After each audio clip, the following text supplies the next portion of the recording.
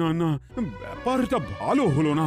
চলো চলো সবাই মিলে গোপালের বাড়ি যাই। হ্যাঁ হ্যাঁ হ্যাঁ, তাই চলুন মহারাজ। গোপাল আমাদের এতদিনের সাথী, গোপালের শেষ যাত্রায় আমরাই কাঁধ দেব না হয়।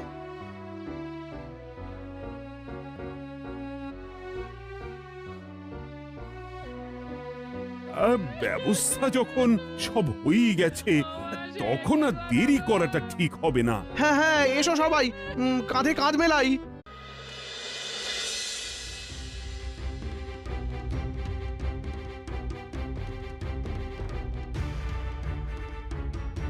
তখন থেকে তো অনেক পরীক্ষা করলেন, কিন্তু মানুষটা এখনো চোখ খুলে দেখছে না কেন? হ্যাঁ, বড্ড দেরি হয়ে গেছে। আর মানে এই মানেটা কি?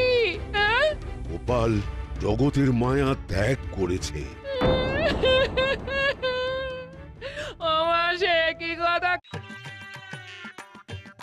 এখানেই তো রেখেছিলাম, কোথায় যে গেল, কোথায় গেল? ঘরে ঢোকা থেকে কি সব ঘাটাঘাটি করতে শুরু করলে বলো তো? আরে মোহরের থলিটা তো এখানেই কোথাও ছিল। দেখো তো গিন্নি, এদিক ওদিক কোথাও নজরে পড়ে কিনা। এমন বলছো যেন মোহরের থলি নিয়ে আমি লোপালোপি করি। তুমি কি কোনোদিন আমায় হাত খরচের জন্য কিছু দিয়েছো যে আমার কাছে থাকবে? কিন্তু কিছু না কিছু তো থাকতেই হবে, তবে যেটুকু যা আছে তাই দিয়েই কাজ হবে। মহারাজ দিনকে দিন কেমন যেন পাল্টে যাচ্ছেন, কেমন যেন অন্যরকম। এই মহারাজ আমাদের অচেনা। মহারাজের হঠাৎ যে কি হলো ভাই, আর যেন তাল জ্ঞান নয়। কিন্তু এইভাবে চলতে থাকলে মহারাজ বড় কোনো বিপদে পড়বেন। কিন্তু সেটা তাকে বোঝাবে কে? বোঝাতে যদি কেউ পারতো তবে সে একমাত্র গোপাল, কিন্তু সেও তো এখন এইসব থেকে দূরে, ঘরে একা একা বসে। হ্যাঁ, যতই